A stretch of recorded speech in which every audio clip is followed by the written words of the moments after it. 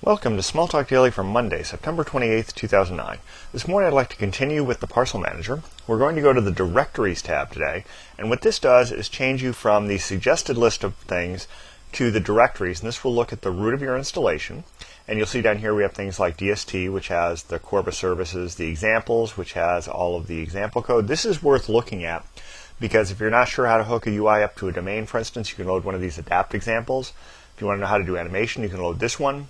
If you scroll through here, there are a whole bunch of examples, and these are all listed in the online help, by the way. If you go through the online help, a lot of this stuff comes up there. But you can learn how to use data sets, drag and drop, the editor, so a bunch of stuff in here worth looking at. Glorp, of course, you can go to that. Most of these, though, are accessible in a much easier form and much easier to load form through the suggested list. What's useful here is if you go into obsolete, for instance, you'll find things that are not going to be in the suggested list, but you may need because you may have code that relies on older things like, I don't know, fixed palette fixes, external interface pragma, something in here. Like I have some dependencies on this old flyby help for pieces of bottom feeder that were written a long time ago. So I have stuff in here that I'm using.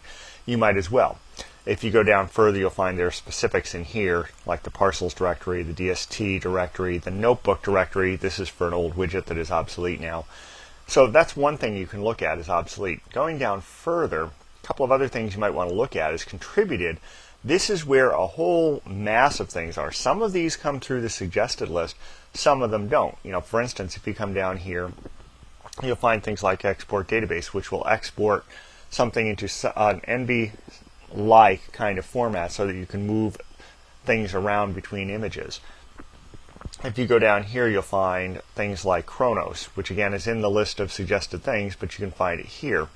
Further down, if we go past all the contributed directories, you'll find one other thing down here, and that's Preview. Preview, a lot of the stuff here is not going to be listed in the suggested list at all because this is stuff that is in kind of a pre-beta state. We intend to support this stuff at some point. It's not supported yet. So for instance, Image Writer, this will take a 32-bit image and create a 64-bit image out of it if you want to do 64-bit testing. There's some code in the ActiveX directory here. Actually, I don't think there is anything. That's all been moved to supported. If you go to this, you get the COM UDT support. If you go to database, you'll find some things we don't have support for. If you go here, generic interfaces, you'll find some more COM support. If you go to Glorp, you'll find some things that we have that are not completely supported yet. If you go to OpenTalk, again, you'll find some things that are not completely supported yet. And that's really what Preview is all about. A bunch of stuff that is code that's written but not in a supported state. So you can use this kind of at your own risk, and this is pretty much where you have to go look for it, is in the Preview directories here. So that pretty much wraps up what I wanted to show you today about the components that you can load into Cincom Smalltalk. Until next time, have fun with Smalltalk.